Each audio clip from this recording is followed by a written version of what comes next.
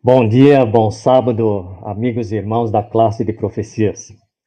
O tema desta manhã é um tema bastante interessante: como será a ressurreição dos mortos. Irmãos, vamos orar antes de começar esse tema tão importante. Nosso Pai, te agradecemos por podermos estudar a Bíblia, abrir a tua palavra nesta hora. Que o seu Santo Espírito abra a nossa mente, o nosso coração, para que haja pleno entendimento. Em nome de Jesus, amém. Nós temos na Bíblia, tanto no Antigo como no Novo Testamento, a doutrina da ressurreição. Essa é a maior esperança de todos os tempos, é ver aqueles que se partiram ou partiram um dia ressuscitar, nos encontrarmos novamente num grande encontro familiar para vivermos a eternidade.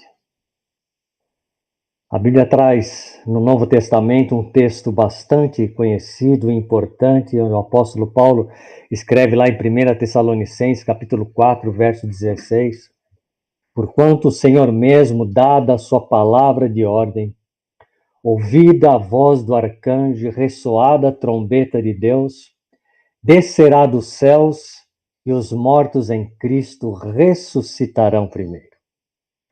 Um texto agora do Velho Testamento, lá no livro de Daniel, capítulo 12, verso 2. Muitos dos que dormem no pó da terra ressuscitarão, uns para a vida eterna e outros para a vergonha e horror eterno. Irmão, sem dúvida, a mais esperada ressurreição bíblica, sem dúvida, acontecerá na segunda vinda de Jesus.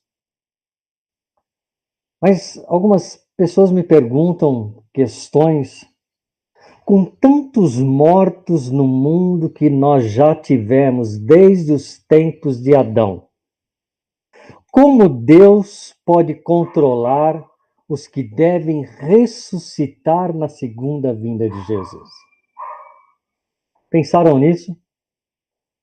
E os corpos daqueles que desapareceram em guerras, em catástrofes, perdidos nos mares, nas águas? As pessoas chegam para a gente e perguntam: como Deus pode resolver essa questão de trazer à vida novamente milhões e milhões de pessoas que se foram, com suas características pessoais, que possamos reconhecer uns aos outros? Como será isso? Irmãos, para a gente entender um pouco sobre isso nessa manhã, precisamos voltar lá ao livro de Gênesis, o começo da criação. Gênesis capítulo 2, verso 7, a Bíblia diz que formou o Senhor Deus o homem do pó da terra. Quando diz aqui formou o Senhor Deus o homem do pó da terra, quer dizer que quando Deus criou o corpo, ele criou esse corpo completo, com coração, com pulmão, com músculos, com cérebro, com os ossos, sistema nervoso. Tudo estava pronto, tudo estava feito.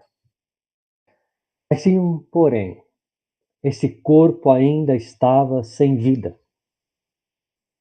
Continua o texto bíblico dizendo em Gênesis 2, 7, e agora, depois de tudo isso formado, essa massa humana soprou em suas narinas o fôlego da vida. O Senhor soprou nas narinas desse ser o fôlego da vida, e agora o homem foi feito um ser vivente.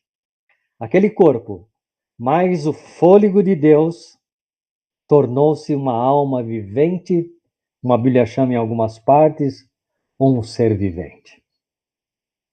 Agora, aquele pulmão, aquele homem respirava, o coração batia, os órgãos funcionavam, o cérebro, obviamente, pensava. O cérebro começou a receber todas as informações, o centro do comando do nosso corpo, o cérebro, recebendo informações dos sentidos, da visão, da audição, recebendo informações do ambiente, da fala, do tato.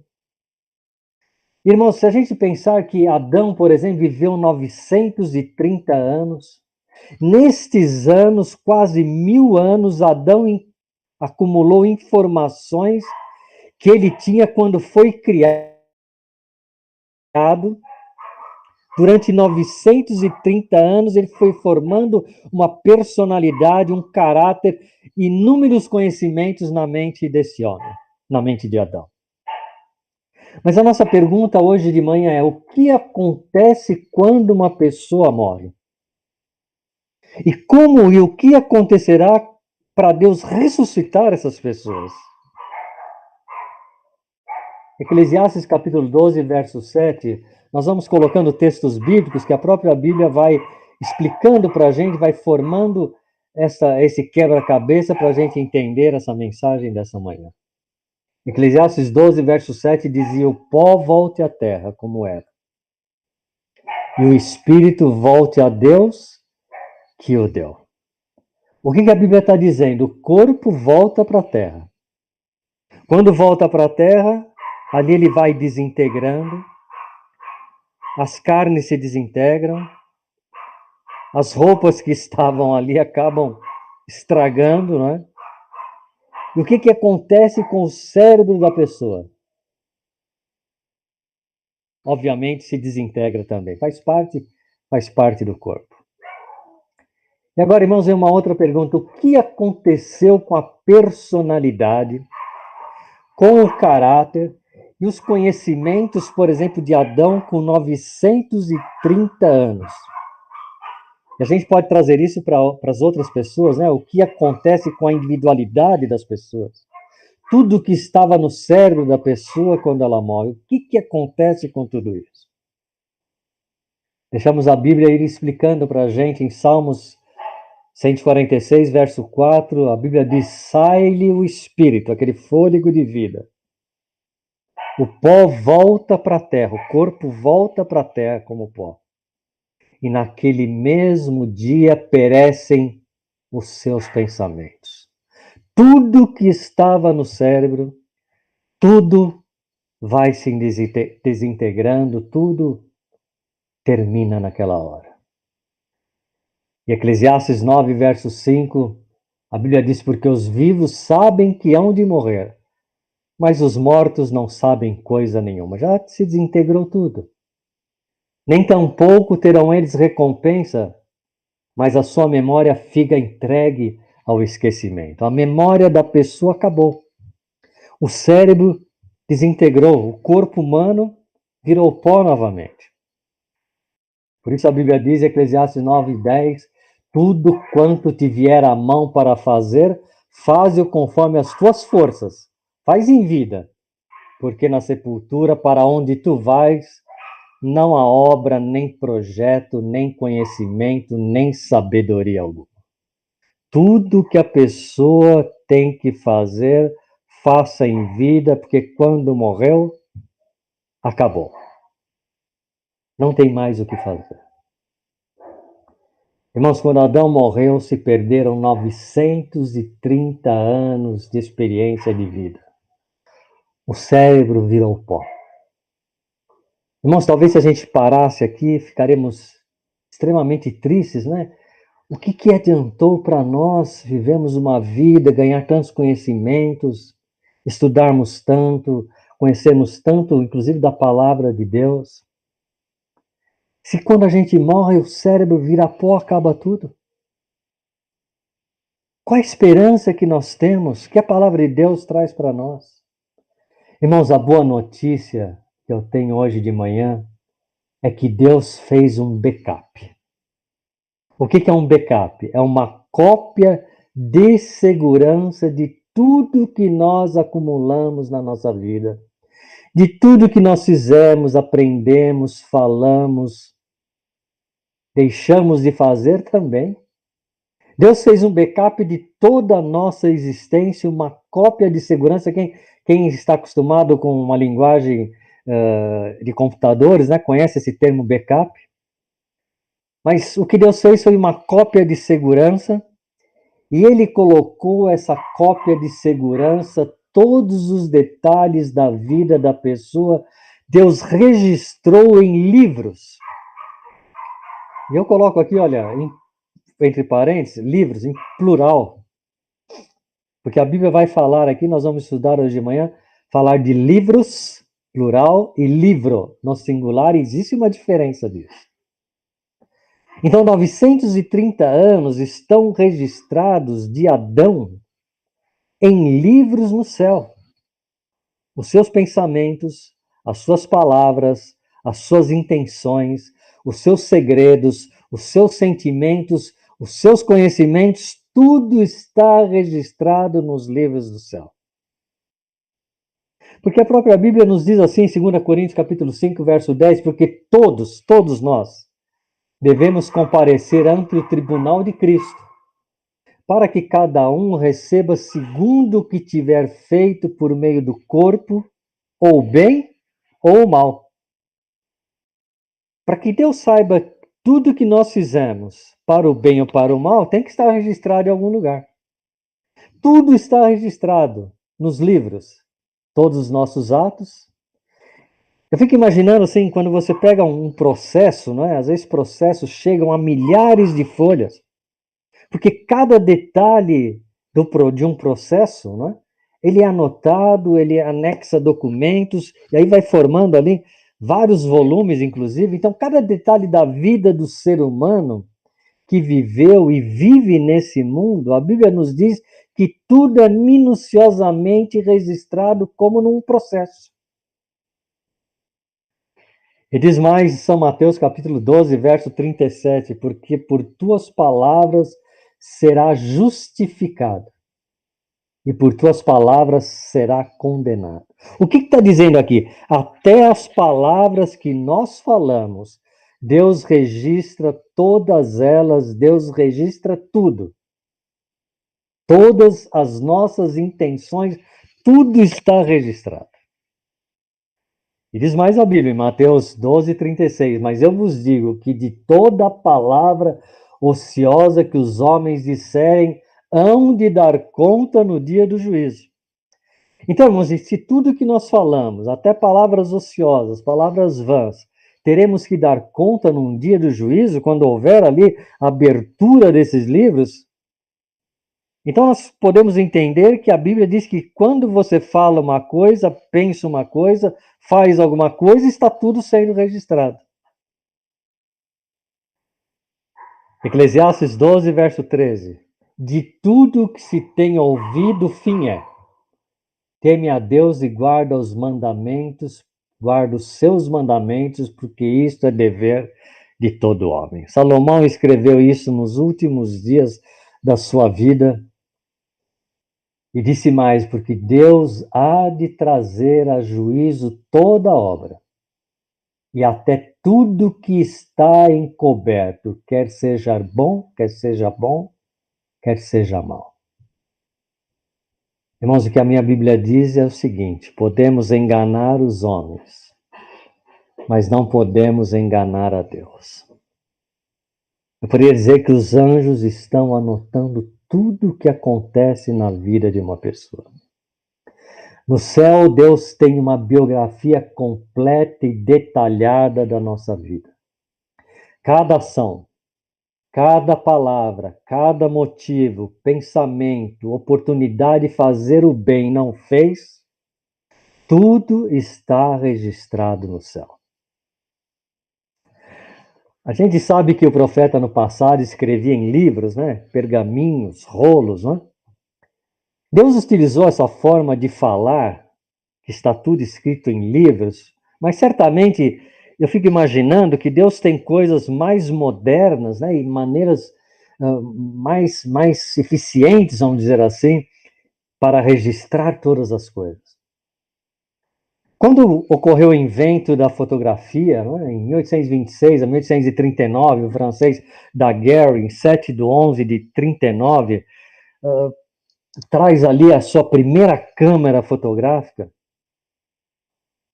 Eu vou buscar num livro da senhora White falando sobre fotografar, o livro Testemunho sobre Conduta Sexual, Adultério e Divórcio, na página 62.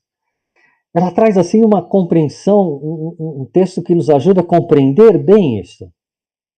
Ela diz assim: lembre-se, seu caráter está sendo fotografado. Não é? o profeta ele escrevia em livros, né? Era a linguagem dele. Quem sabe nessa época agora da fotografia, tudo que você faz está sendo fotografado, filmado. Seu caráter está sendo fotografado pelo artista mestre nos livros de registro do céu. Está sendo guardado ali. Tão minuciosamente quanto a face é reproduzida pelo artista sobre a superfície polida. Ela faz uma pergunta: o que dizem os livros celestiais em seu caso? O que está sendo fotografado da sua vida, registrado da sua vida? Está você conformando o seu caráter com o do modelo que é Jesus Cristo?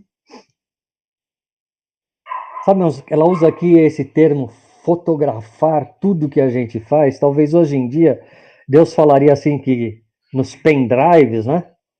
Ou nos HD, no céu, nos computadores do céu estão todos os registros, porque Deus sabe que a memória do ser humano se desintegra. Então, nos livros, plural, do céu, estão registrados todos os detalhes de uma vida. Mas a Bíblia fala também de um livro, no singular.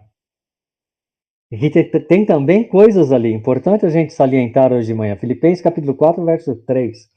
E peço-te também a ti, e com os meus outros cooperadores, cujos nomes estão no livro da vida.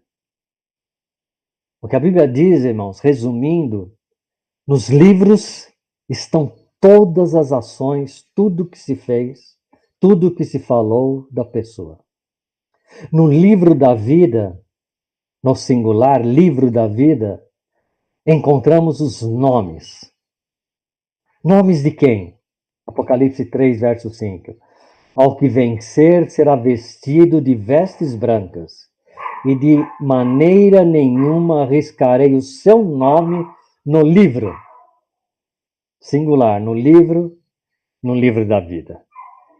E Apocalipse 13, 8 traz mais um pouco para a gente. E adoraram todos que habitam sobre a terra. Esses cujos nomes não estão escritos no livro da vida, falando que os adoradores da besta, aqueles que adoraram a besta, não estão escritos no livro da vida. No livro da vida estará o nome daqueles que estão salvos. No livro da vida não teremos o nome daqueles que não estão salvos. Nos livros, as ações de todo mundo. No livro da vida, salvação. Êxodo 32, verso 31. Assim tornou-se Moisés ao Senhor e disse: Ora, este povo cometeu grande pecado, fazendo para si deuses de ouro, um evento que aconteceu ali no deserto. Agora, pois, Senhor, perdoa o pecado do meu povo. Se não, disse Moisés, intercedendo pelo povo, risca-me do teu livro que tens escrito.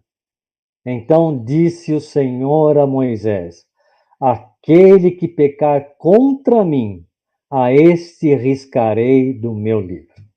Irmãos, aqui Moisés estava intercedendo pelo povo que havia pecado, e Moisés chega a clamar a Deus, dizendo assim: olha, Senhor, se for para condenar esse povo, condene a mim, risca o meu nome do livro. E o Senhor diz assim: aquele que pecar contra mim, riscarei do meu livro.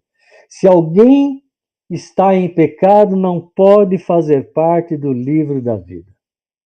Aqui tem uma outra coisa que eu abro um parênteses aqui. A salvação e a condenação, ela é individual. Não adianta eu dizer assim, não, mas se a minha esposa não vai à igreja, eu também não vou. Porque eu quero que ela esteja salva comigo. Ou eu vou à igreja porque eu acredito então que meus filhos estarão salvos. Irmãos, o que a Bíblia está dizendo assim, a salvação e a condenação, ela é individual. O nome no livro da vida da salvação, o nome no livro da vida do Cordeiro, estará apenas dos salvos. Não terão grupos de nomes. Apenas de pessoas salvas, individualmente. Daniel capítulo 12, verso 1, falando um pouquinho mais sobre esse livro. Naquele tempo se levantará Miguel, a volta de Jesus, o grande príncipe que se levanta a favor dos filhos do teu povo, e haverá um tempo de angústia, qual nunca houve desde que houve nação até aquele tempo, mas naquele tempo livrar-se-á o teu povo, todo aquele que for achado escrito no livro. Irmãos, podemos então entender hoje. Temos o livro da vida, onde estão os nomes escritos dos salvos. E temos os livros de registro, onde estão todas as ações de todo mundo, o que foi feito em toda a vida, como num grande computador. A revista Exame, alguns anos atrás, colocou ali, numa das suas matérias, falando sobre os 10 supercomputadores mais potentes do mundo. E ela chamou o Sequoia, da IBM, está lá nos Estados Unidos. Uma pesquisa de 2012, talvez as coisas já mudaram. As pesquisas, as estatísticas no Brasil demoram a chegar. Mas a revista Exame diz que esse é o maior supercomputador de todo o mundo. Diz também a matéria da revista que existe um computador pequeno, se você quiser ali um pequenininho, um portátil, Origem Gênesis, e custa a bagatela de 20.946 dólares, mais de R$ 5 o dólar aqui no Brasil. Estamos aí falando de um pequeno portátil de R$ 100.000, mais ou menos. Se a humanidade tem equipamentos sofisticados como esses, que armazenam milhares e milhares de coisas inimagináveis de dados, imagine o que Deus tem para registrar no céu. Que coisa fantástica são os registros de Deus. Deus criou um computador diferente e deu para mim e para você, esse aqui na tela. Esse não tem preço, não importa o tamanho, mas ele funciona perfeitamente quando Deus colocou na nossa mente. Imaginem aquele computador que o Senhor tem lá no céu. Irmãos, Deus tem o controle de todas as coisas. Qual é o computador que ele usa para controlar tudo? Na Bíblia, o profeta escreveu livro e livros, porque era a linguagem da época do profeta. Talvez hoje ele escreveria, né, estão registrados nos computadores e no computador. Apocalipse capítulo 3 e no capítulo 13, a gente vê muito essa descrição do livro da vida. Deus controla ali o nome daqueles que estão salvos, preparados para a vida eterna. Em Daniel capítulo 7, verso 10, a gente encontra ali que no juízo, Deus abriu os livros que serão lidos e apresentados perante o universo, por que a pessoa está sendo condenada. Que controle é esse feito com livros e livros? Que tecnologia é essa que Deus tem? Irmãos, voltando aqui um pouquinho, não é? Eclesiastes 12, 7. E o pó volte à terra como era, e o espírito volte a Deus que o deu. Não era só uma respiração. Mas eu faria uma pergunta aqui, assim, que espírito é esse que volta para Deus? Não será que é aquela alma ali que as pessoas imaginam, aquele lençolzinho branco que vai voando para ir para o céu? Irmãos, o espírito que volta para Deus é o registro do que fomos na nossa vida. Tudo que fizemos na vida está sendo registrado no céu. Quando termina a nossa existência, o corpo volta à terra, desintegra, volta a ser pó, e o espírito, o registro que está lá com Deus, fica registrado para todo sempre. E agora vem a pergunta: como então se levantarão os mortos? No aspecto da sua personalidade, da sua individualidade, como é que Deus vai saber quem era um, quem era outro? Eu gosto muito do comentário bíblico adventista no volume 6, de 1992 a 1993, de Ellen G. White, diz assim: a nossa identidade pessoal será preservada na ressurreição. Obviamente não serão as mesmas partículas da matéria, nem as mesmas substâncias materiais que desceu à sepultura. Mas as maravilhosas obras de Deus são mistérios para os homens. O Espírito, que é o caráter do homem, volta para Deus e é preservado, está lá registrado, está lá guardado. Fala em livros, a Bíblia talvez seja guardado ali num grande computador. Porque na ressurreição cada homem terá o seu próprio caráter. Deus tem como saber como era a pessoa e vai poder trazê-la novamente. Ao seu devido tempo, Deus chamará os mortos, dando-lhe novamente o fôlego de vida. As pessoas serão os mesmos, porém livres das enfermidades e de todos os defeitos. Viverão novamente com as mesmas características individuais. Isso é muito importante, de modo que amigo reconhecerá o amigo, irmão reconhecerá o irmão, parente reconhecerá o parente. Todos serão pessoas individualmente, não haverá nada de reencarnação em outros corpos, não, não, não. As pessoas estarão voltando apenas sem o pecado, sem as mazelas do pecado, sem a desgraça do pecado. E nesse último parágrafo diz assim o comentário bíblico adventista: Deus devolverá aos justos que morreram um corpo que seja do agrado do Deus do céu. Do agrado de Deus. Deus dará aquele corpo que ele sonhou ter dado para Adão e Eva sem pecado, lá no Jardim do Éden, queria dar para todos os homens, para toda a sua criação. Eis que ele devolverá. Mas o João será o João, filho de Débora. O Antônio será Antônio, filho de Sebastião. Serão os mesmos, sem pecado, sem as manchas do pecado, sem a doença que o levou à sepultura, sem o trauma do acidente que o levou à sepultura, sem o afogamento que o levou a submergir no mar e o corpo se perder, Deus trará, porque tem tudo registrado. Irmãos, e os ímpios? O que acontecerá com os ímpios?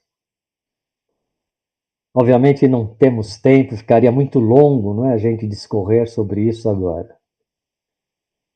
Eu convido você para que em uma outra oportunidade a gente fale mais o que acontecerá com os ímpios.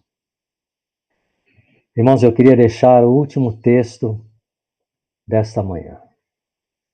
Disse-lhe Jesus: eu sou a ressurreição e a vida. Aquele que crê em mim, ainda que morra, viverá. Que essa seja a minha, a sua, a nossa esperança nessa manhã.